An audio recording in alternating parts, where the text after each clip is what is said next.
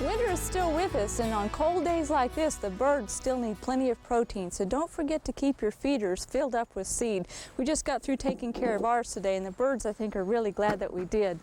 Well, we want a lot of color in the spring, and if you didn't plant any tulips or daffodils and you're wishing you had some, go to the nurseries and garden centers. They still have plenty of spring color available in the instant form, and that's in the form of pansies, Johnny jump-ups, and still some of the ornamental kales and cabbages. Now this is a planting that Brenda put in last fall, and it's a mixture of pansies and Johnny jump-ups in sort of a ripple effect. And the thing I want to emphasize here is that these were planted very closely together, 6 inches apart.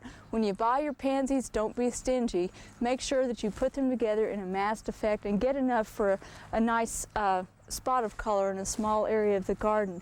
Now moving on around the corner, we have some that are interspersed with some tulips that are coming up in the garden. And it's going to be a nice blend of dark blues, light blues, and white, and we're real pleased with how this is looking, so long as we can keep the deer away.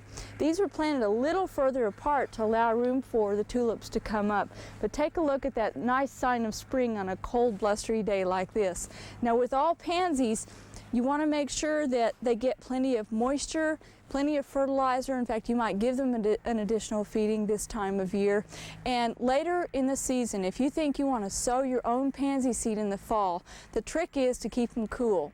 They need darkness and 5 days of cold temperatures to germinate. So what most people do is sow the seed, stick them in a refrigerator for 5 days, and then take them out and grow them under cool temperatures. And that's the key to getting pansies to come up and looking good for you.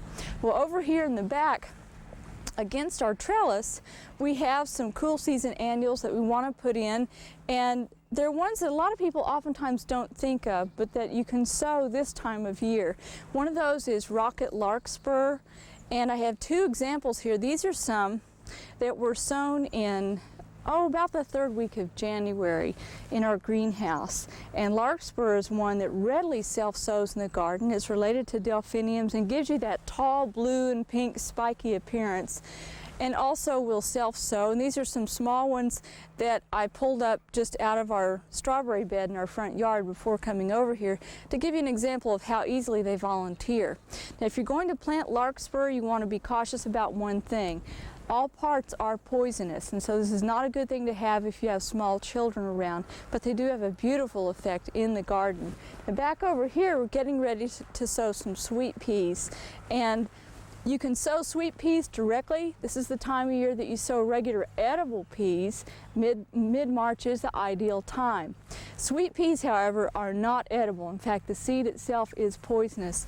Now the key to getting sweet peas to pop up nicely and get going for you is to soak the seed about 1 to 2 days before sowing them in the ground, and that will help crack that seed coat. You can also take a small file and file the seed coat to get them growing.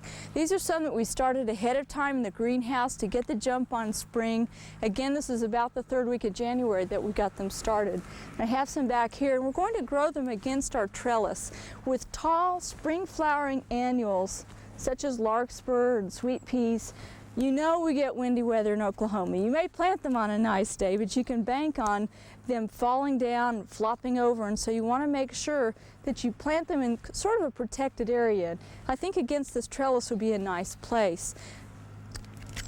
Another tip on growing these is that if you're going to sow them directly from seed, you want to make sure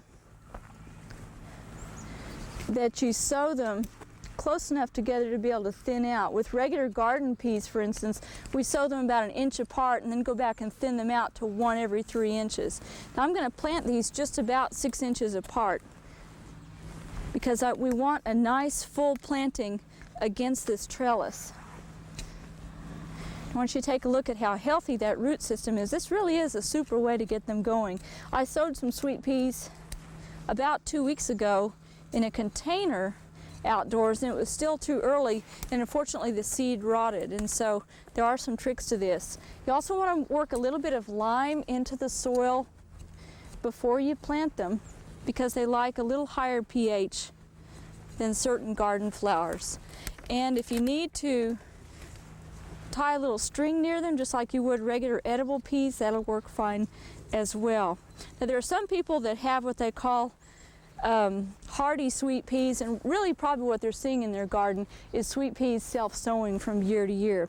One other thing that you can do is take your prunings. These are some peach tree prunings that we've bundled together, and you can do what's called brushing, and that means just bundling them together, put a piece of twine around the top real tight and looser around the bottom and lean those against a post, or get the bundle big enough that it can be self-standing in the garden, and you can sow your sweet peas or transplant them right around the base of that, and they should look pretty good in the garden. We hope you've enjoyed this classic from the Oklahoma Gardening Vault. Remember, even though these tips and techniques are timeless, there's always something new to learn in the world of gardening. By subscribing to both Oklahoma Gardening and OK Gardening Classics, you'll have access to a wealth of gardening knowledge, both classic and contemporary.